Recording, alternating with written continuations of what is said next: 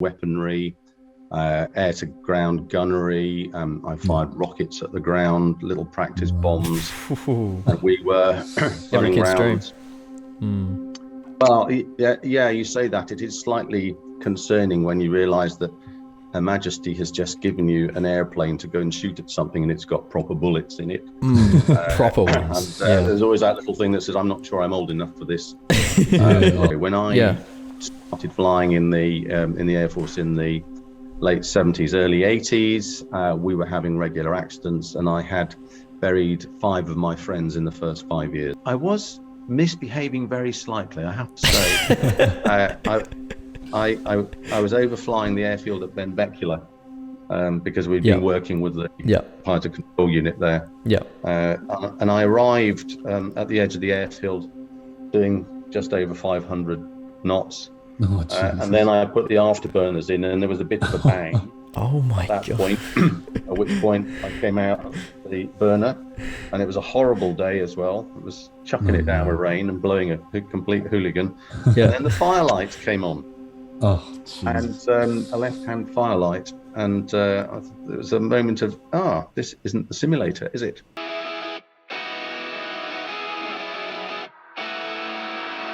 Hey guys, and welcome back to another episode of the Taking It Easy podcast. Today, I'm of course alongside my best mate Rowan, but we have a very special guest, a very relevant guest at the moment, Air Commodore retired Dai Whittingham. Welcome to the podcast. Thank you. Lovely having you on, and you've had a very lengthy career in the Royal Air Force. That's correct, sir? I did the life stretch in the Royal Air Force. Yes, I did. All the way back. Just for 37 years. Just the 30, no. Double my age. Yeah, thanks for pointing that out. No worries, Dai. So Dai, let's take it back. What was you like growing up as a kid, and your motivations? Did you always want to go into the RAF and Air Force, or?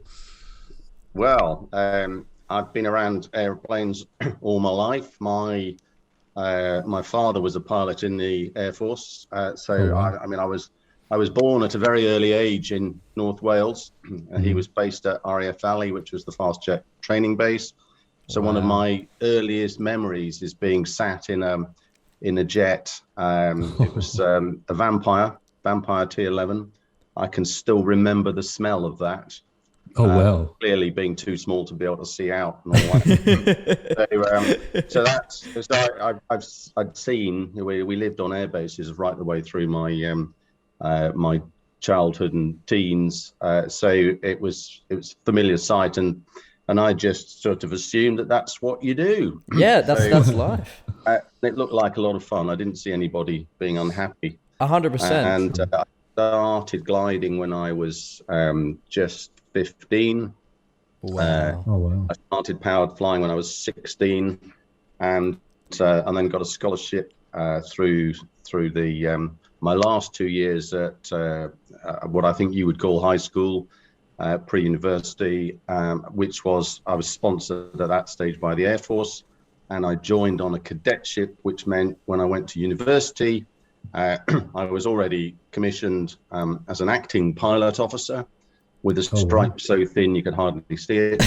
And that meant I was committed to the Royal Air Force. I did a very useful degree in zoology, but at the same time, I was going through training at the weekends, and one evening a week where we would be getting relevant lectures and flying at the weekends. So flying on light pistons, the Bulldog, for those that are interested. Yeah, of course, we can get some photos up.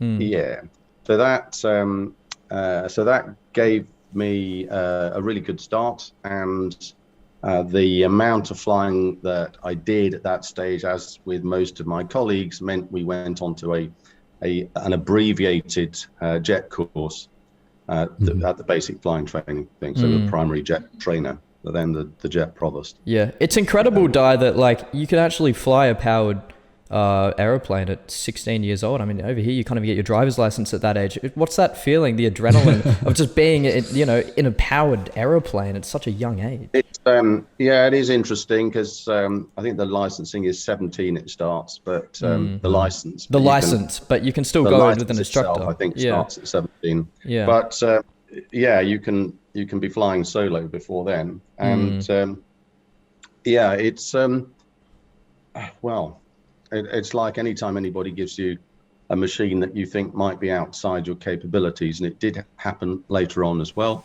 Yeah. So you just keep stepping up, and you gain in confidence as you learn things, as you do with anything, the same as driving. Yeah, 100%. When you first start driving, if you think back to when you first start driving, it's difficult. There's a lot going on. Your hands and feet are going in the wrong place. You'll be indicating with the windscreen wipers if you indicate at all. And then it all becomes second nature, and driving the car, actually physically driving the car, becomes less of a demand on your brain than what's going on outside, in the world outside, where you are, what's going on, what other people are doing. So, and it's exactly the same with an airplane. Exactly. I mean, I feel like driving like an aeroplane, like a fighter jet, it would have just a tad more risks than learning how to drive a car. But I was one of those weird people who could fly airplanes before he could drive. So driving in England is not easy, though, I assume. Well, we drive on the correct in London. side of the road. True, and London, I can testify with that as well. We drive on the same side, so. Yes, I know. Use the phrase correct, because there are nations out there who've got it horribly wrong. But there we are. So I think it's I wouldn't have gone straight into London's roads, and that's the same with any piece of pilot training. You don't go straight into the Phantoms. Operating out of Heathrow or Sydney. Correct. Just because you've now got a private license or whatever. Correct. Yeah. Well, I mean, surely though it was a huge step up, because I mean we can get into it that you were flying F2 Phantoms. Was that correct? And or F4 Phantoms. Sorry. Yeah. F4 Phantoms, and that goes at what, Mach 2. It would do if you wanted to waste all the fuel, and if you'd taken all the tanks Very off true. It would get there, or it could get there. But so going supersonic was a bit of a non-event. Yeah. What's the sort of training to actually be able to fly like a fighter jet? It takes about 3 years to do that, or at least to get onto the front line. So basic training, which takes you through handling, instrument flying, aerobatics, spinning, what to do when you get out of control, and so on. Formation flying, low-level navigation, all sorts of stuff. And there's and then off to the fast jet training, which is currently being done on the Hawk, at least for the next few years. And that was a step up in terms of speed. So the jet provost, we could do low-level navigation at 300 knots. So this would be 250 feet or 500 feet at minimum height when you were on your own, and then off to the Hawk, where it was 420 knots. So 7 miles a minute at low level. So you just use different features. So when you are driving and you're on a motorway, it's fine. If it's in town, it's a bit more difficult. Of course. And but you get to learn the features. So instead of turning left at the post office, you're turning left at the town. Yep. It's that sort of change in the way you have to approach things. And I believe so that's with that. Go on. Go, Pat. You go. Oh, I was going to say, I believe that's an F4 Phantom behind you, right? Is that correct? Yeah. You used to fly. Yeah. Wow, incredible. Out of service now, and at least there are still some flying around the world, but most nations have now taken them out of service because they're old and they're not necessarily particularly efficient, and then you get problems with spares. Of course. So there was an advanced course on the Hawk, which really got you into high energy maneuvering, high level navigation. We get off out of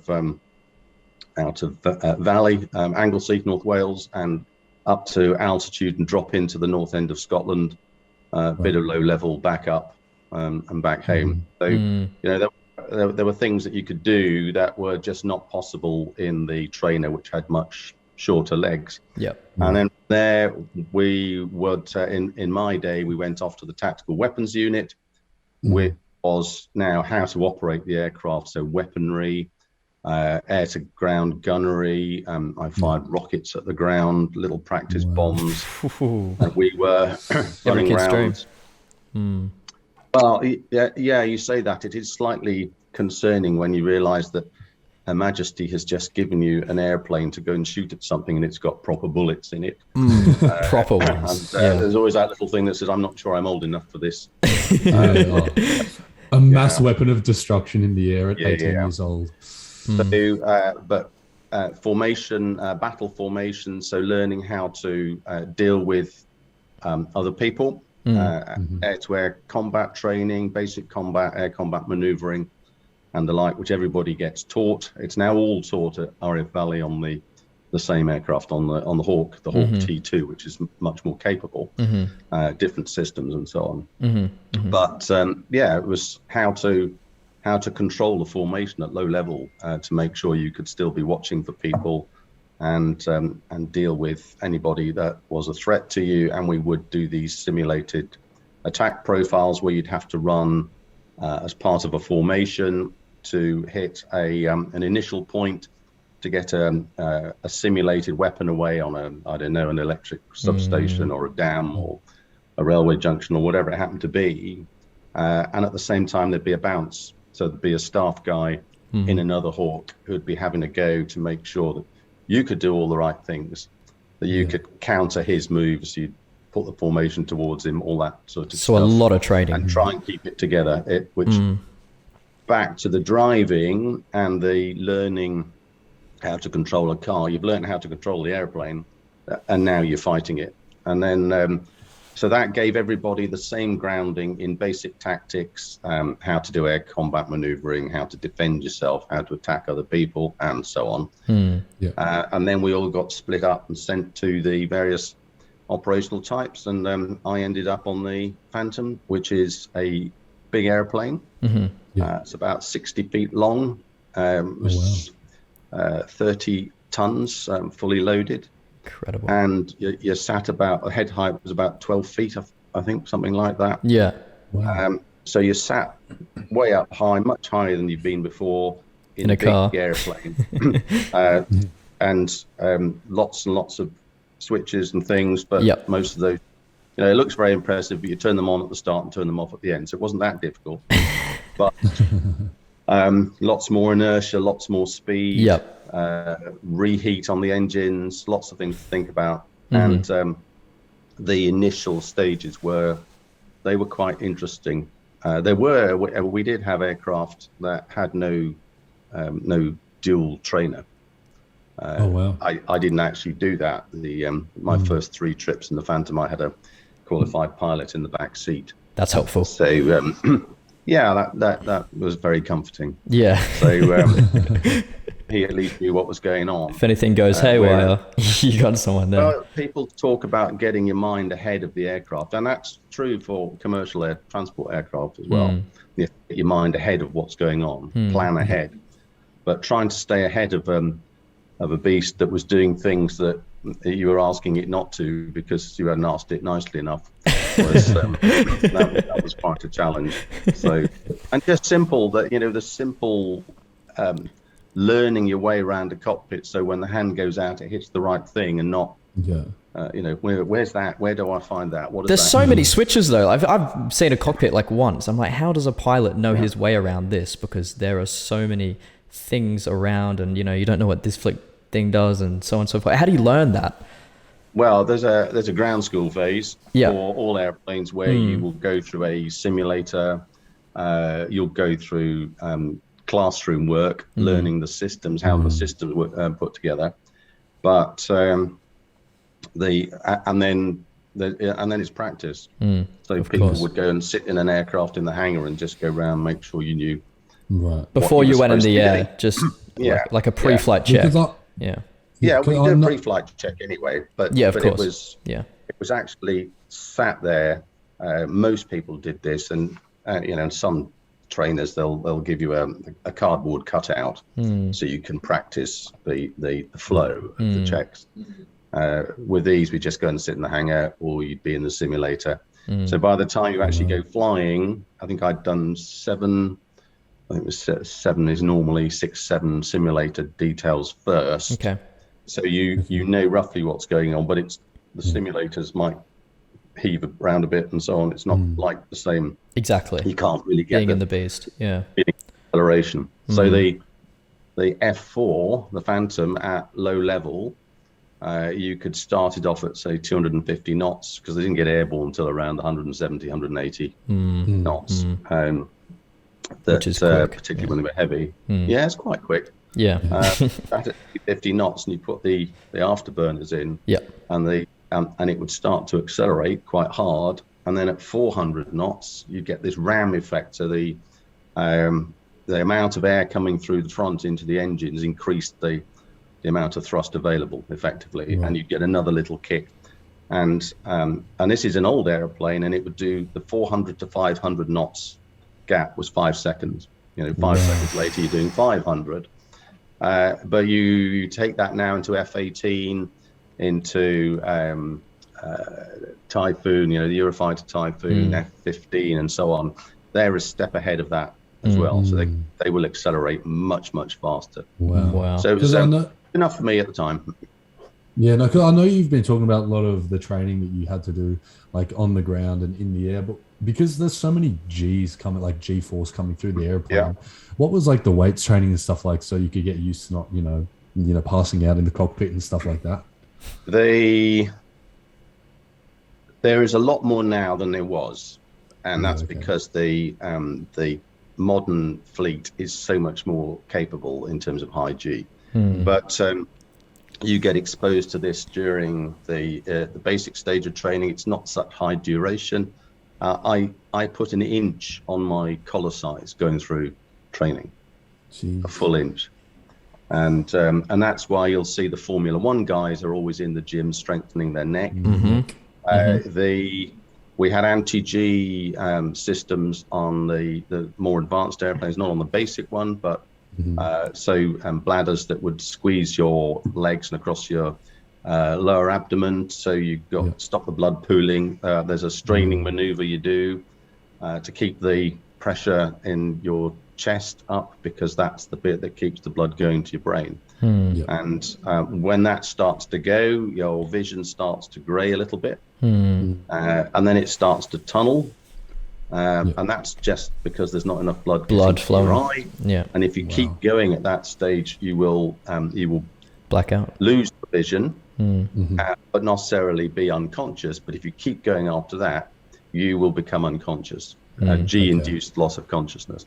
So now the modern systems, they have a pressure breathing arrangement. So you have clearly you've got an oxygen mask on. They will put air under, as the G comes on, they will put air under pressure into your chest, and then there's a jerk in that pushes back the other way, just to keep the pressure, your thoracic pressure up, because at 4G, which is not a lot, really, most aircraft, I mean, in the Phantom, routine turns would be at 4G. You didn't need to do that, but it was a lot of fun. At 4G, your heart will move down about 2.5-3 centimeters. So that's now increasing the head-heart distance. So the heart's got to work harder. I found I got little pinprick hemorrhages around my little pinprick leakage from capillaries around certainly around my elbows and arms, just through the blood pressure. But so it's it is quite hard work. You need to be fit. So now, so now most fast jet units, they'll have a multi-gym on site. There will be a program to keep people running, because musculoskeletal injuries can actually, you just spent 10 million training somebody, and he or she then gets a a neck injury, which means that they can't do now what they were supposed to be doing before, if it's that bad, then that's wasted investment. So it's in nobody's interest. Are accidents common nowadays? So accidents they're very uncommon. Okay. They're very uncommon. Yeah. And happily so. When I started flying in the Air Force in the late 70s, early 80s, we were having regular accidents, and I had buried 5 of my friends in the first 5 years. Oh my God. With training accidents. Terrible. So just becoming unconscious or something like that. No. One died because of a technical failure on his aircraft right at the last minute. Yeah. A couple of guys flew into the sea, just confused probably by sea fog and maybe not looking at what they were doing because they were working up for an operational deployment. Another pair flew into a hillside below safety altitude in cloud. It's not a good place to be. So a variety of causes, mid-air collisions, there were all sorts of things. Wow. It's now much better. When my father was flying Meteors in the 50s, there were RAF stations in the UK which had standing funeral parties. They had people trained because there were so many accidents, and that was down to the quality, not necessarily of the training, but of things like the instruments. So it took a long time to find out that there were serious acceleration errors on an artificial horizon. So you're accelerating, and the old ones used to give a false indication of a climbing turn, which the pilot would correct, which would actually put him into a diving turn the other way and put him straight into the ground if they were flying instruments. Excuse me. And what people don't realize that because the G-force is already so strong, so they don't realize that. It wasn't so much G-force. There wasn't a great deal of G-force on it. It's just the fore and aft acceleration on this particular instrument was giving that's now all corrected, completely different way that attitude sensing is done. So, and the same's been true with commercial aircraft that they look back at the accident rates in the 50s and 60s, and it was common, not to the point where people are saying I'm not getting in one of those. But 2017 there were no fatalities in commercial aviation.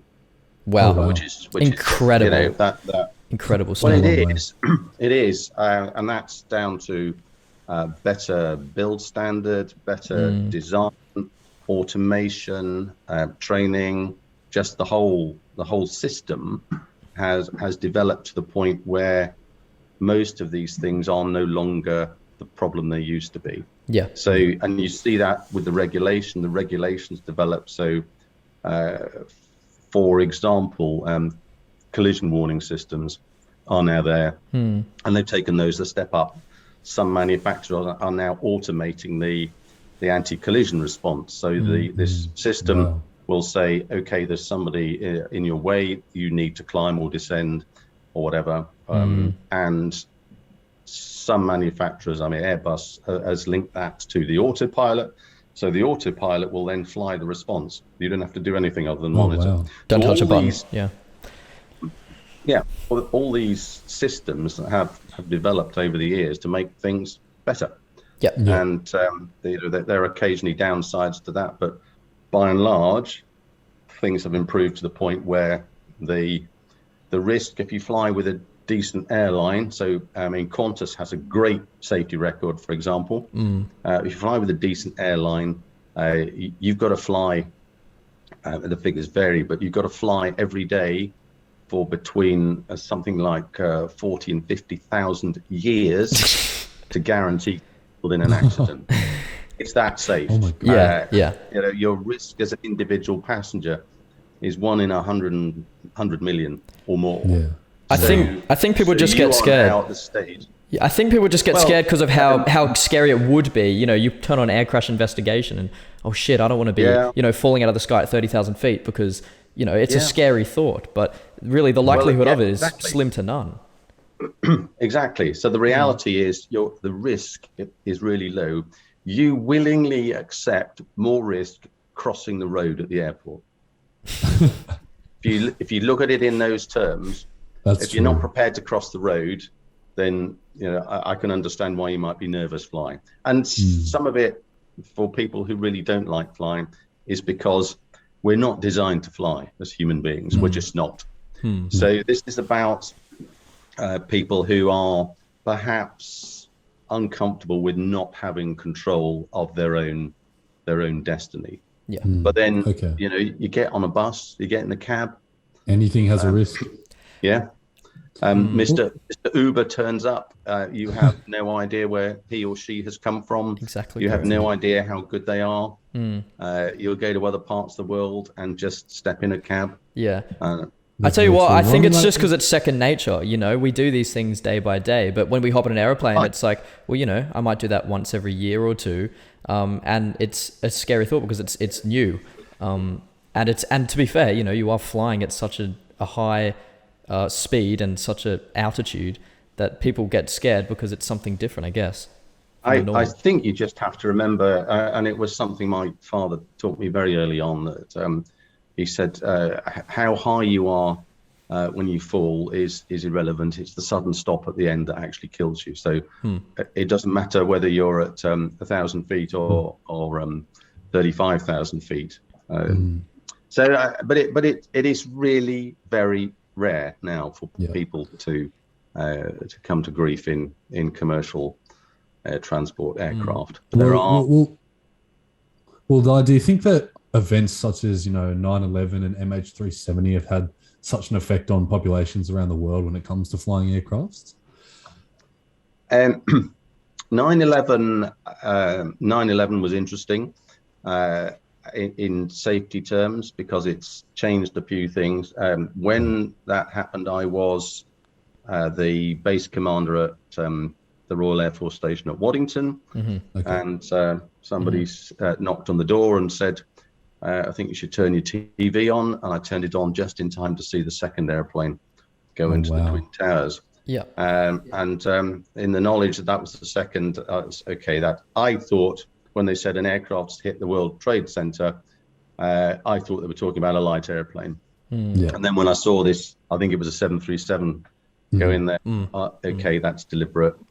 This is not good. And about 10 minutes after that, a little bit more, about half an hour or so, there was a phone call to say the USA has closed its airspace, so all the transatlantic traffic was coming back. Wow. How many wide bodies can you take on your airfield? Wow. So you had a quick discussion. Nearest people had to come in and land at your airbase. Yeah. Whether that being terrorists or didn't actually know.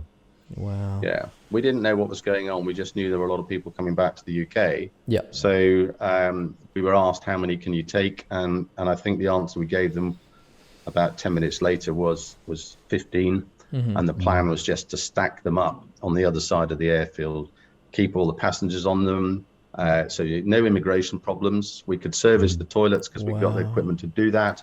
We could give them food and water. We could refuel so they got heat and light and so on. And that's what we'll do. We'll sort it out in slow time.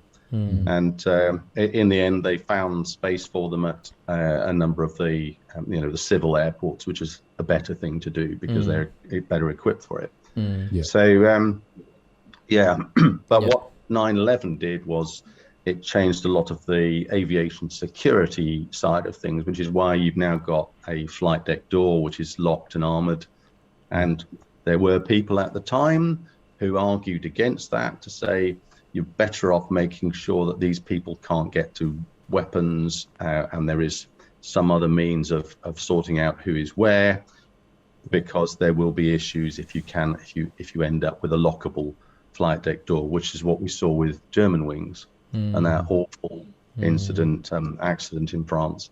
So and that's the downside of it. And it's not the first time that had happened. There'd been other murder-suicide events in Africa, I think, where the crash recorders, you can hear the other pilot beating on the door, trying to get in to sort it out. So, but again, that's hugely rare.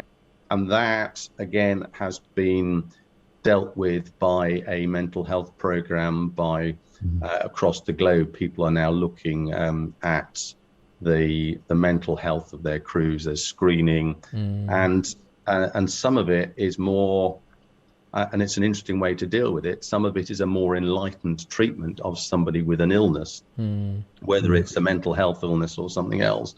So some years ago, diabetes would be enough to stop you flying. You could be the best, most experienced pilot in the world. You get diabetes, and even though you're flying in quite a benign environment in terms of two-pilot commercial air transport operations, where you can stop and have your insulin injection, you can test your bloods, which you can't do in a fighter cockpit. Then people would try and conceal that because they didn't want to stop flying. There are air forces out there where when your vision starts to go, if you become short-sighted and you will not meet the medical standard, that you're grounded. Well, that's a complete waste of years of training and experience. So now laser surgery, most air forces will now allow some form of laser eye surgery, some types of it, not all. And or contact lenses or glasses. And there are lots of airline pilots out there who start the system having to wear glasses, and your license will be endorsed to say you must wear corrective spectacles, and you must carry a spare pair. And they will sometimes check that people do that. And the same with mental health, so that there are pathways back into the flight deck, into the cockpit, for somebody who's, say, being diagnosed with depression. And depression affects, or mental illness affects, about 1 in 4 adults at some stage through their life. So it is likely, that it could be the case. Common. So when you overlay on somebody who is potentially depressed, by the way, you're going to lose your livelihood as well, just because you're depressed. Doesn't help. So the fact that there is now a pathway back, and it will be supervised, and yes, you can use these drugs but none others, because those have a sedative effect on you or whatever that you don't want. So there are ways of managing this. And the enlightened regulators and CASA is just the same. And Dai, that kind of links me to obviously at the time and at the moment you were the chief executive, or you are the chief executive of the UK Flight Safety Committee, and at the time of MH370 happened, obviously that's a big deal, and obviously there's no black box recordings or anything. Do you have a theory if it was down to mental health or if it was down to alien abduction? People have all these weird conspiracy theories. What's your take on it? I'll just go and get my tinfoil hat out to avoid the microwaves. I think most people in the aviation system accept. Excuse me. That's all right. Most people accept that there was the probability as there was some form of human intervention. In other words, almost certainly one of the pilots, and we may never know which one, will have done something. But there are so many unknowns in terms of the where were all the mobile phone signals? What happened to those? Because it was over land at some stage. Faraday's law, there's no charge on the inside of a hollow conductor. It can be difficult to get a signal at range, but clearly something went on, and that's another reason why the perhaps the mental health side of it is being looked at. There've been a number of changes in the system that have come in since then, with things like crash position indicators and the emergency locator transmitters, which are supposed to work underwater for 30 days. All the new builds now have 90-day transmitters. Incredible. So you have a better chance of finding.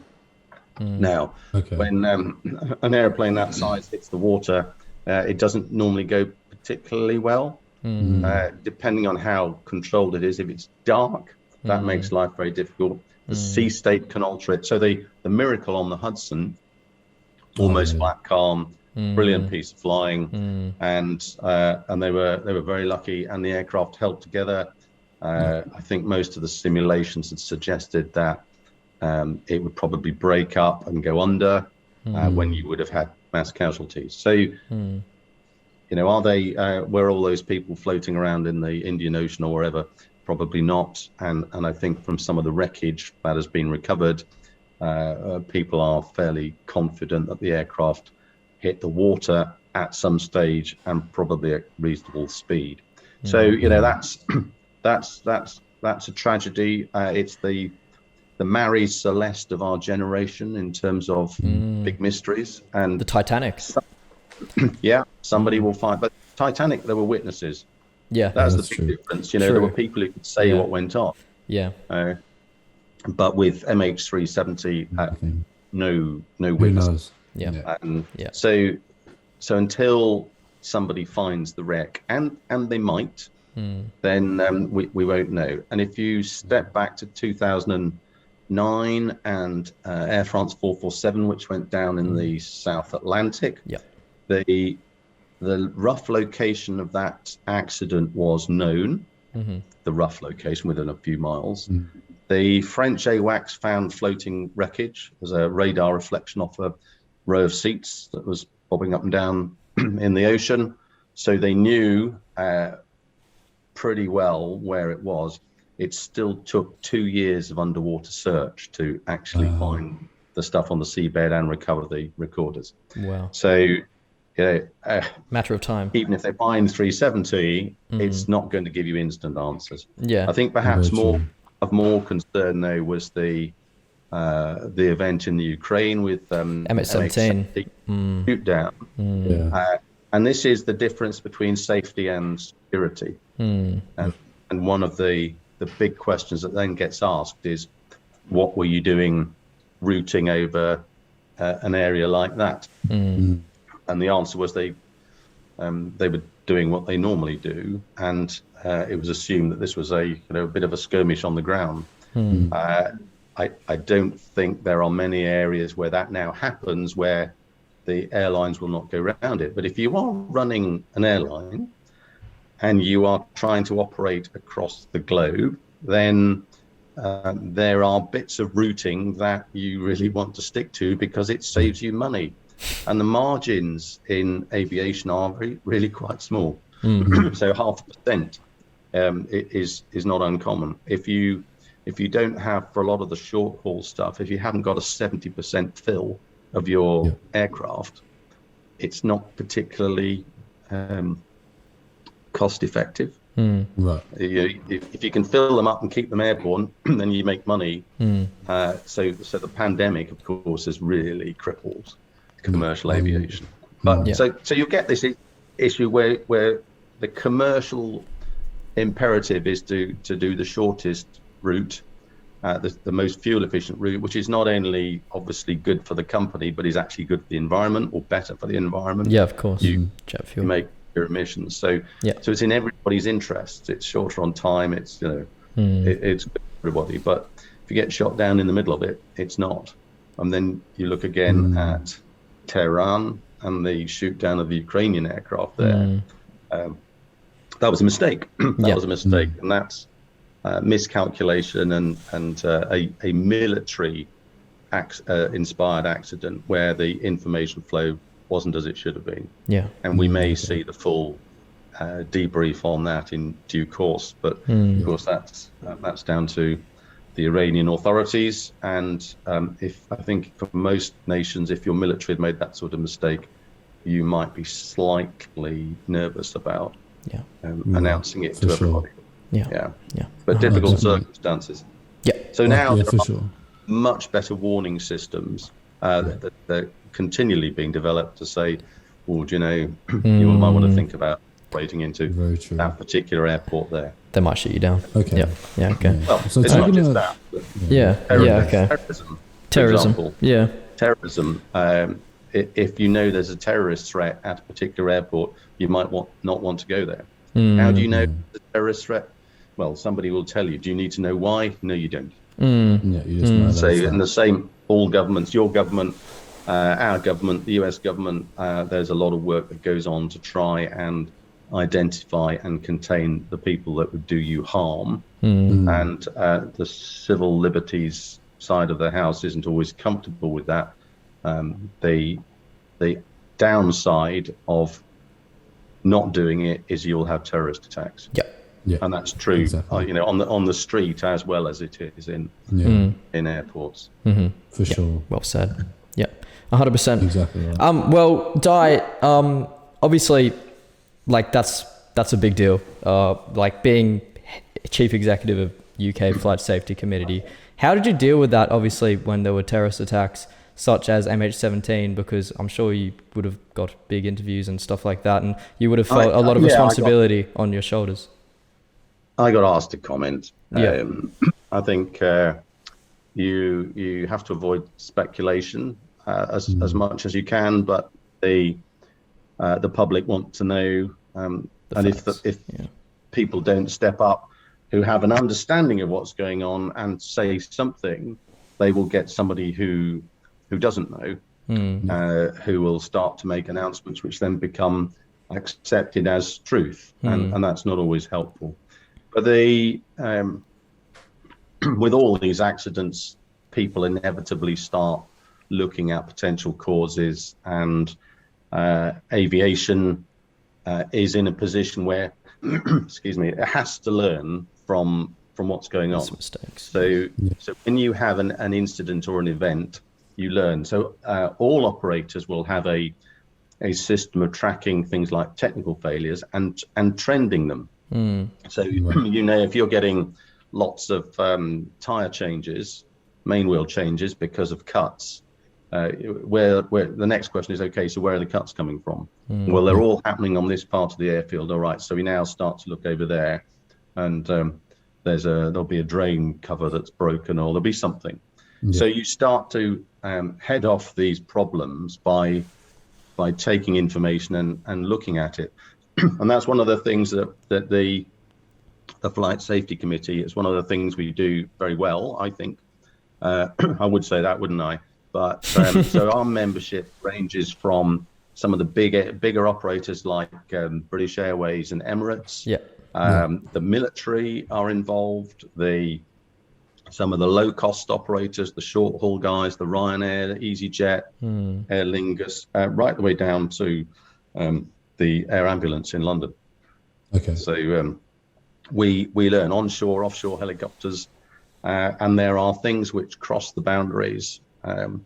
So to give you an example, we had a report of an aircraft going into. So let me just step back. We air our dirty linen in public, but in private. Okay. So we have this closed shop where we will discuss incidents that have happened to a particular company. The company says, this happened to us, and we talk about it. And then there's now what lessons do we learn? This one was a ground proximity warner that had gone off, and they were on their way into a difficult airport in Turkey, and the crew responded correctly, which is to immediately, full power, and there's buttons you can press, away you go. And they then did the investigation, and they looked at this warning system itself. Yes, it's got the right database in it. All that was up to date. The crew were absolutely where they were supposed to be. The aircraft was where it was supposed to be, spot on profile, but it was clearly a nuisance alert. It turned out it was the firmware. And then when you start to tease that through further, when the company that provides this equipment sent the firmware, they just say, here's your firmware upgrade. You need to do this. But they hadn't specified you need to do this by Thursday afternoon or by March or whenever. Just here's your firmware upgrade. And what was very interesting then was this guy said, well, actually, we looked at it, and it seems that the operations, so the crew side and the maintenance teams weren't really communicating properly. Okay. So we were able from that to say to people, okay, go back and look at your own organizations. Do you have that communication flow?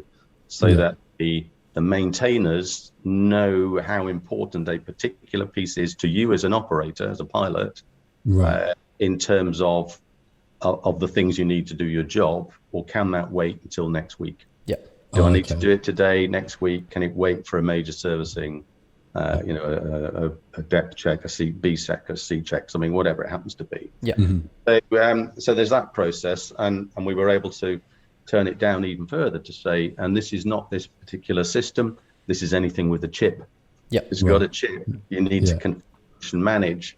And so people were able to go away with just from that one example, and it didn't matter then whether you were wide body, narrow body operator, cargo, helicopters, whatever.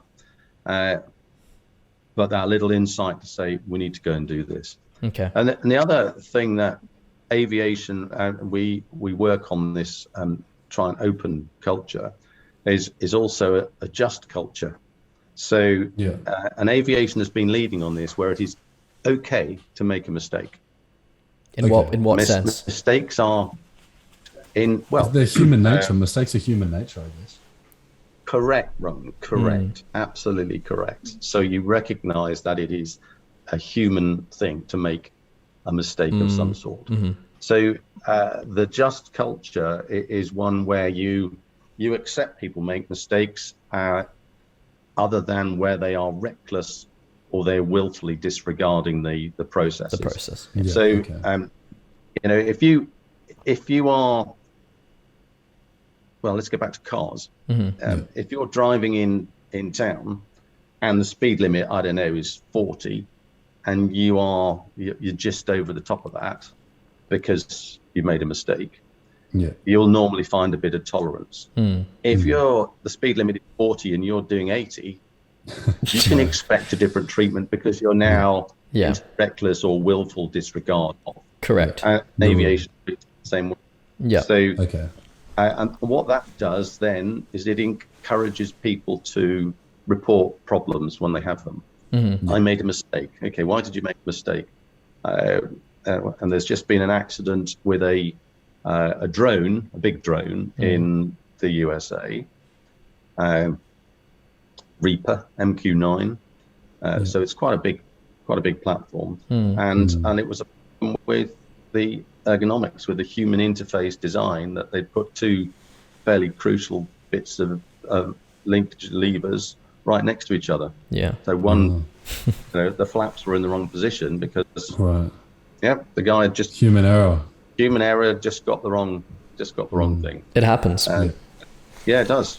And they Tucano, which is our basic piston train, a bit like your PC9 in Australia, very similar, had the engine shutdown lever and the emergency flap lever next to each other.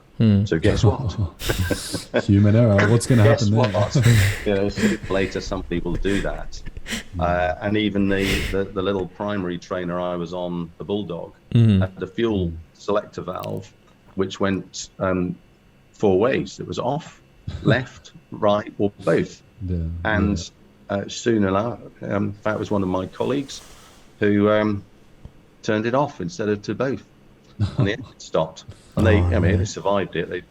They turned back onto the airfield. They just had enough height. The instructor took over and put them on the ground. And after that, they went back and they modified the fuel cock on the entire fleet.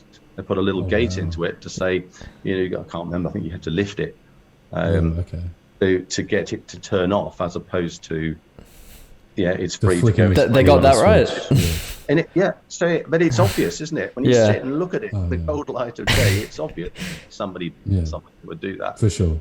So and it's those. I almost turned the fuel off. Gets reported. I made a mistake. I turned the fuel off instead of on. That gets reported, and then you can do something about it. So there is this encouragement for people to report. And some of it is mandatory. So most organizations, and yours is the same, will say that it's mandatory for a Boeing 737 pilot to report if an engine fails. this hydraulic system fails, or whatever it happens to be, it's mandatory that you report it, because then the regulator, CASA in Australia, but the FAA, EASA, most of the national aviation authorities have this system where they can start to look at design and, if necessary, start to ask questions of the manufacturer. All this data goes back to the manufacturer anyway. Okay. So, Dai, have you ever been in a situation where you've been in an aircraft and there's been a mechanical fault or something like that, and you don't really know what to do? I've never been in one where I didn't know what to do. Okay. That's good. I have been in situations where things have happened to an aircraft that I would rather not have done. I think the one that probably caught my attention the most was in the Phantom, when I had I was misbehaving very slightly, I have to say. I was overflying the airfield at Benbecula because we'd been working with the pilot control unit there. And I arrived at the edge of the airfield doing just over 500 knots. And then I put the afterburners in, and there was a bit of a bang. Oh my God. At which point I came out of the burner, and it was a horrible day as well. It was chucking it down with rain and blowing a complete hooligan. And then the firelights came on.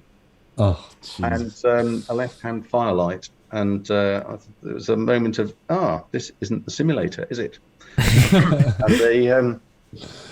And most of these you deal with the same way with the jet engine. The fire warning comes on, you close the throttle and let the engine come back towards idle to see if it's a hot gas leak. Sometimes it can be just a bit of a leak, and if that doesn't work, and for this it's 5 seconds. If that doesn't work, then you close the engine down, and which I did, talking to my man in the back. So there's some of these drills where what they call bold face, so memory items. You just do them, and then the cards come out, the reference cards come out, and the drill for this was quite simple, and it just said after you close the throttle, and there was check the speed. You had to be below 515 knots, and there was a little ram air turbine that you took out, which produced some hydraulic power.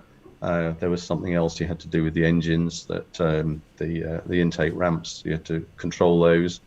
And then it said, because there was no fire extinguisher. Of course not. In this airplane, because it was designed for the Navy. And no fire extinguisher, and it just said after 30 seconds, if fire, light's still on, after 30 seconds, if fire confirmed, eject. Oh, really? And, you didn't have to eject, or what? The light stayed on. Yeah. And I said, it's still flying. All the indicators are normal. There wasn't any visible, there's nothing else, no other systems, nothing going on with the controls. And we also looked outside, and the ejecting over land would not have been very healthy, because it was very hot, 40 miles an hour. And going into the water, and that was also not particularly comfortable. And it was, the sea was doing this, and it was white rather than... No, thank you. So we okay, well, we'll stay with this, and we went round 3 times waiting to see what was going to happen, and said, right, we'll go to the nearest suitable airfield, because this airfield was much too short. And there was a bit of a problem. It had blown a big hole. The engine had let go. It had blown a big hole in the bottom of the aircraft, and the firelight was because the fire wire had been damaged rather than because there was fire. So, but even so, you got it down. it gets the attention, and I would. But again, I've had colleagues who I also had one fail at Wattisham, where I was in the back seat, where we perhaps should have jumped out of it, but it was too busy doing other things. But that was a complete engine failure. When we got back, the airfield was still burning because of all these bits of hot titanium that over it. That was fun. But with all these things, I've had colleagues who've gone through a full flying career and never really had a significant failure of anything. Hydraulics, generators, whatever. It's just one of those things, I guess. Things break, which is why most airplanes have some form of redundancy built into them. There are There are rules. So a commercial air transport aircraft will have 3 generators for electrical power. There'll be one on each engine, and one you can run with an auxiliary power unit, which will provide you with electrical power, if nothing else. Okay. And if all that fails, then you've got emergency batteries. So there's this layer. You do have backup. Yeah. People have learnt over the years, okay, you need this to be safe, to reduce the risk to the passengers. This is what you do. Yep. So train people. Yeah. Safety's improved drastically since when you first started, you'd say? Hugely. Yeah. Hugely. Oh, massively. But the downside to safety having improved, if there is one, so much, is working in safety. If you get your job right, nothing happens. So now, well, it is true. So now when you get people, and in the current environment where organizations are facing, they're struggling for financial survival, never mind, making a big profit, but just to keep afloat, it is sometimes very tempting for people to start to reduce the investment in safety. Yeah, okay. And then it does decline. Money. It starts to cost you money. Yeah. You might get away with it because of all the other systems that are in place, but eventually you'll start to have issues with aircraft damage. Other bits and bobs. So even on the ramp, if you think about, you get onto an aircraft at an airport, you walk down the jetway, the tunnel, climb in, and it's all fine. But there's all sorts of stuff going on outside with baggage trucks, with fueling, people chucking my stuff everywhere inside the undercarriage. But those guys aren't particularly well paid, some of them. True. We've seen across the industry where Amazon or Burger King or McDonald's are paying more. You get trained people who'll go off and do that. Another $1 an hour or whatever. And then you end up with a very inexperienced team running around your plane, because you've actually, as an airline operator, have decided to go with the lowest bidder on the contract, and you get what you pay for. So sometimes it's a business. This comes back to bite you. exactly. And Dai, go on. Oh, we always have this problem. Yeah. Especially on Zoom. I was going to say, so when we were talking about you taking a step back, like graduating, that was in the brink of the Cold War, graduating from autopilot school, and also like being deployed into that. I think you were. What was that like for you, being in the midst of the Cold War? Well, we thought the Russians were 7 feet tall, and they thought we were 7 feet tall. There was a bit of misunderstanding that was going on, and I think people were more and more confident. I mean, you step back to the 60s and things were slightly more tense. The Cuban Missile Crisis and so on. I mean, I was not of an age where I was interested in that sort of thing, I have to say, when that was going on. But the martial law declared in Poland and all that sort of thing was starting to raise attention. And then the whole glasnost, perestroika, and down comes the wall. That was really quite interesting, because that changed the whole strategic context. But in the run up to that, we had some fairly rigid systems. So we'd be sitting a quick reaction alert on the fighter force. We had 4 fighters in the UK day and night, 24/7. So that's kind of like the scramble team. So for us, it was pushing the limits of the borders. 5 we're here in the air. So you could go from and you cocked the airplane. It was prepped, and all you had to do was get the power on it and get it started. Strap in and go. But we've been doing that from being asleep to being airborne in 10 minutes. Jeez. How do you adjust your body? That's like. There was a little box that would sit, and there still will be, with a confidence tone every 30 seconds, and you get this beep. And so you never really slept properly. You'd be sleeping in some of your kit because you didn't want to do that. You didn't have to, get out of your gym jams and into your none of that. None of that. And immersion suit, we'd be going up into the Iceland Faroes Gap, a long way from land, and you just had to accept that if something catastrophic happened with your aircraft, you'd be going into the water. And yes, we had a survival pack in the dinghy, under that you sat on, single man dinghy with a little bit of stuff in it.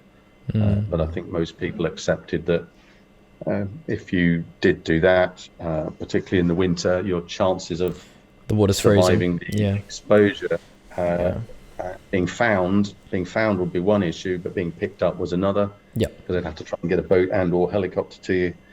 Most people accepted that. You probably weren't going to crack it. Not going to make it. Wow. And you were flying not just Phantoms, but also what was it? Boeing E3 Sentries as well. Is that correct? I flew, yeah. So when it came time to be a squadron commander, they sent me to the AWACS fleet, big aircraft. I still remember saying to my boss, "But I don't fly big aircraft." Give me the quick one. And it was a good thing. Yeah. I learned a great deal, and one of the things I learned, because I was a co-pilot squadron commander, so I wasn't experienced enough on the aircraft to fly as captain, and so I had a junior officer who was under my command, who was in command of me when we were in the air. Yeah. Okay. It's just the army. The British Army couldn't get their head around that. My army colleagues just didn't understand. So, you're the base commander. Why? He's in charge. He's the aircraft captain. But he's junior to you. Yes, he is. And if he says we're going over here, we're going over here. well, he just couldn't cope. But I was a co-pilot squadron commander, and it's a complex airplane. It was a 17 4-engine, right? Crew. And with a big radar on the top, could stick one over the UK and it would see everything that was moving. Stick it, over the middle of the UK, it would see everything that was there. It is a very powerful system. It's out of service this month for the Royal Air Force, which is a shame. Still working in NATO, still working in the US, and a few other places. But I had to learn to trust people. Because you're working with a team. Yeah.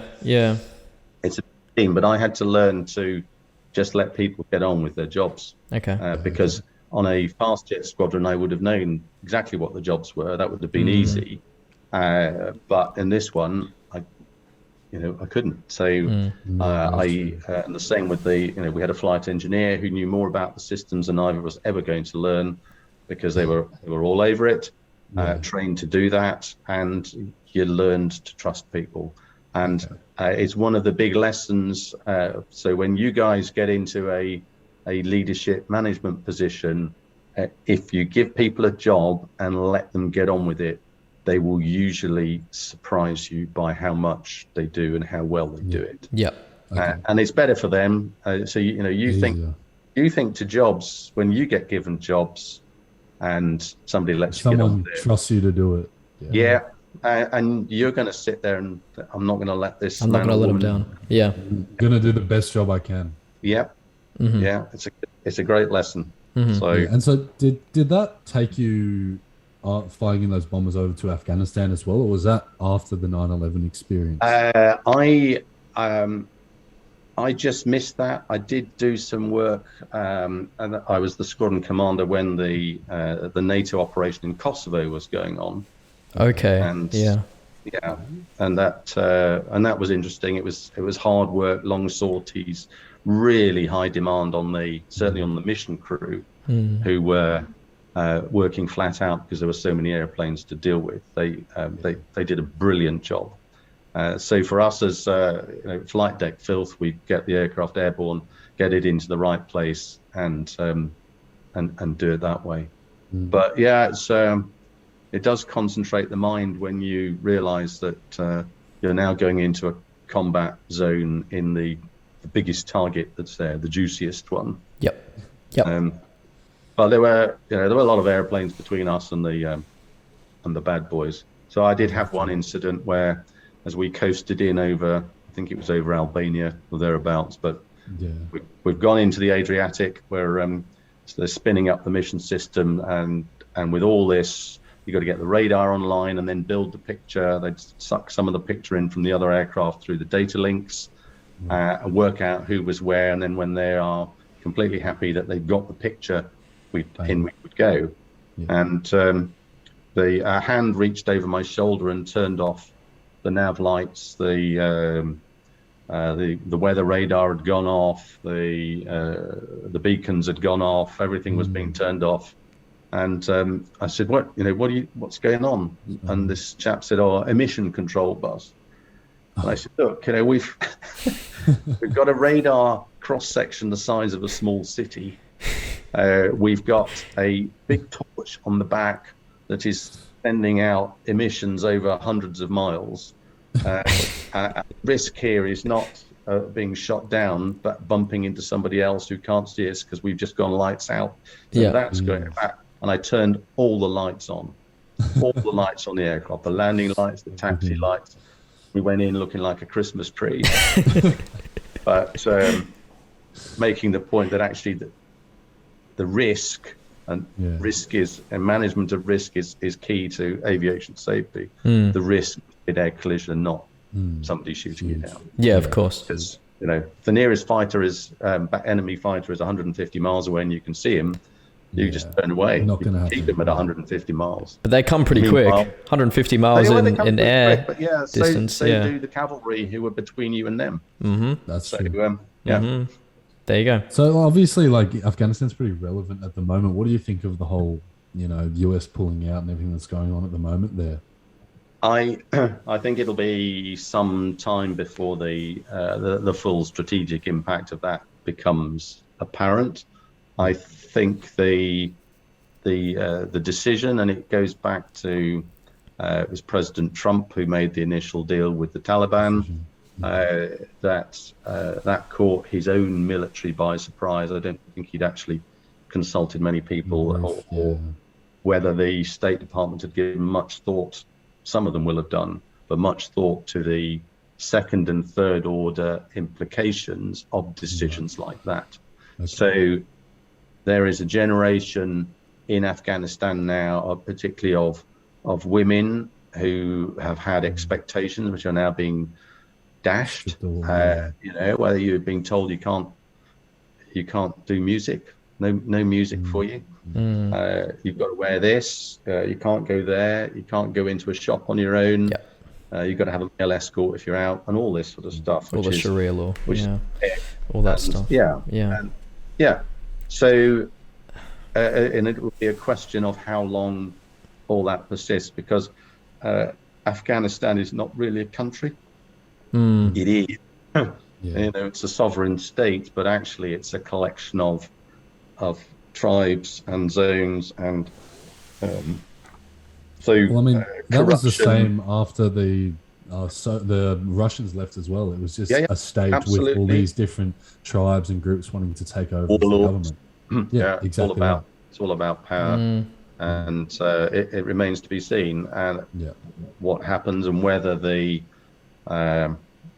West, if you like, or the UN needs to go in to start to try to sort something out. And if things get too extreme, then I suspect that there may have to be something. But I don't think there are many governments that don't understand that trying to put boots on the ground and win in that environment is easy or even possible. Very true. The Taliban were in power for 5 years.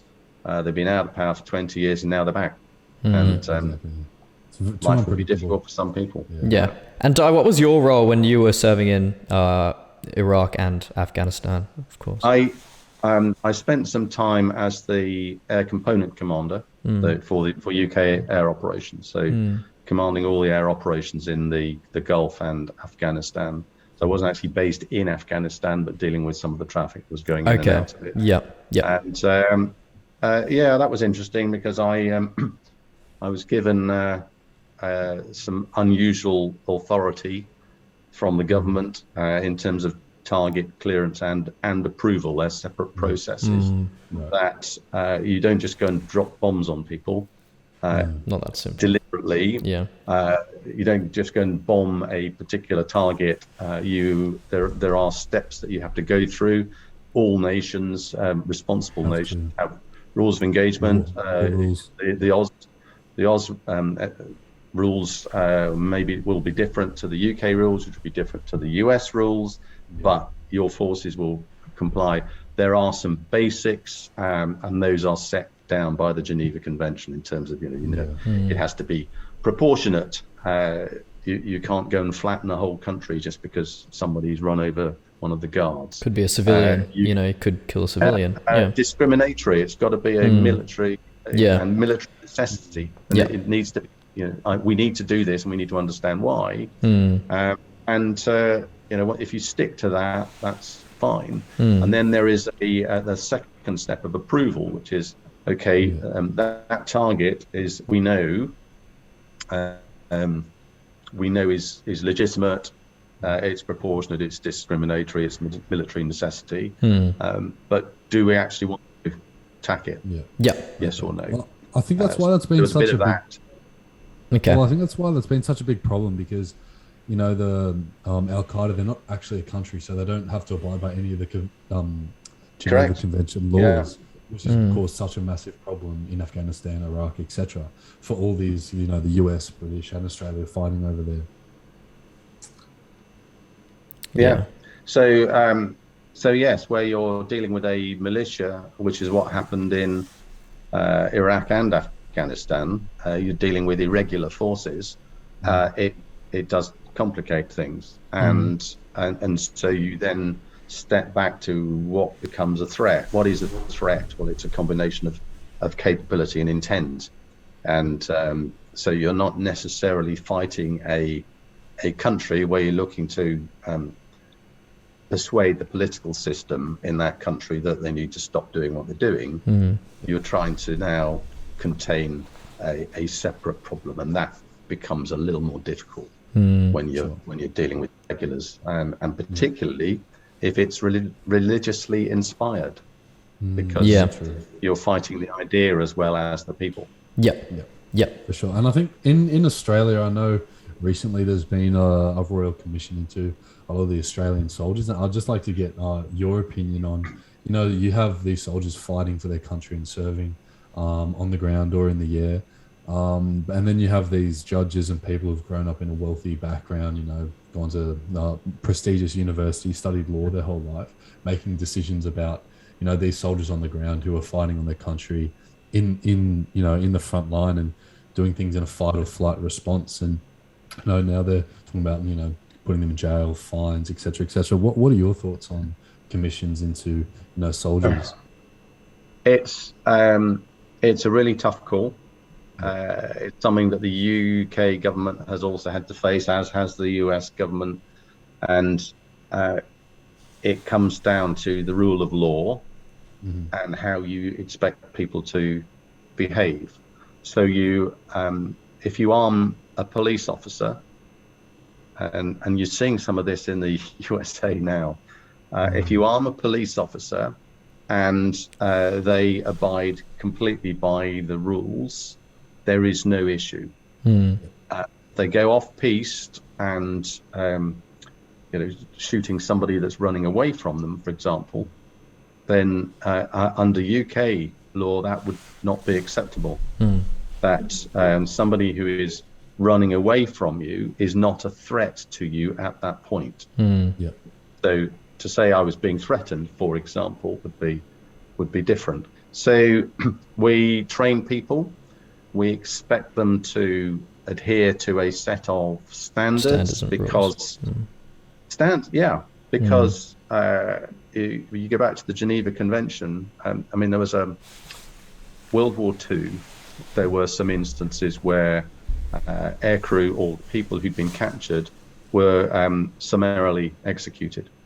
And I was reading a story the other day of a 21-year-old who had survived a Lancaster accident, had evaded for a couple of days, and then been betrayed to the Gestapo and was taken off to 2 days later, taken off to an extermination camp where they hanged him. Well, that's not legal, is it? And the people, no, it's not. Yeah. That was seen as a war crime, and the people who did that paid for it. Yeah. So, but that sort of behaviour works the same way if you put somebody into the field and they then execute, kill somebody who is no longer a threat in terms of they are injured, disarmed, or whatever, and you then help them on their way, as has been suggested on occasions. That becomes a crime, and you just have to make sure that people understand that when you give them this equipment, it comes with a level of responsibility. But a lot of training goes into that. Dropping bombs. Yeah. Yeah, Exactly. Okay. it becomes the same with dropping bombs on people, is on targets. That there are times when it is better not to do it than it is to do it and kill innocents. Yeah, for sure. And to the point where in Gulf War I, and I think in Gulf War II as well, some of the tanks that the Iraqis parked up next to mosques because they knew that they wouldn't be attacked like that, were attacked, but they were attacked with inert bombs. So you drop IEDs and stuff like that. Well, yeah, you drop a 1,000-pound weight bomb, which isn't 1,000 pounds worth of explosives, but just 1,000 pound weight, which is guided, you end up with quite a lot of kinetic energy going into the tank, but you don't have all the explosion that goes with it. It'll disable the tank and almost certainly the people in it. Yeah. But you don't flatten the mosque. Yeah. So there's now much smaller yield weapons being developed where you can take out a car with bad people in it. Yeah. How you come to the decision that bad people is another question. But those techniques, those things. I mean, nobody likes killing. It's not human nature. It's not human nature to do it. And from a military perspective, when you have to employ force, it means your deterrent in terms of your own military capability has failed to some extent. Yeah. So it should always be a last resort. The use of kinetics should always be a last resort. Okay. And I don't know any military that doesn't apply that as a general principle. Yeah, exactly. Sure. Just because of the way how they act doesn't mean it gives us the right to act that way as well. No. Yeah. And if you start shooting or using knives, someone might get hurt, as they say. It works both ways. Yeah. Ways. 100%. So you're going in and trying to resolve the issue as clean as possible without any casualties at the end of the day. Yeah. Pretty much. But sometimes you'll have to do that. Exactly. And when you are faced with ISIS, for example, where they're cutting people's heads off and they're burning people alive, publicizing it as well. General. That's barbarism. That's brutality. That's designed to coerce and shock people into compliance with what it is that they want. But also to provoke a response as well of the same nature, I guess. Yeah. So some years ago, I visited Palmyra in Syria. Okay. And we were shown there's Roman remains, the Temple of Bel, and these funerary towers with these beautiful carvings and paintings and so on. We were shown around by this gentleman was early 70s, but he was an archaeologist. He was the archaeologist that Syria put in. He was a local.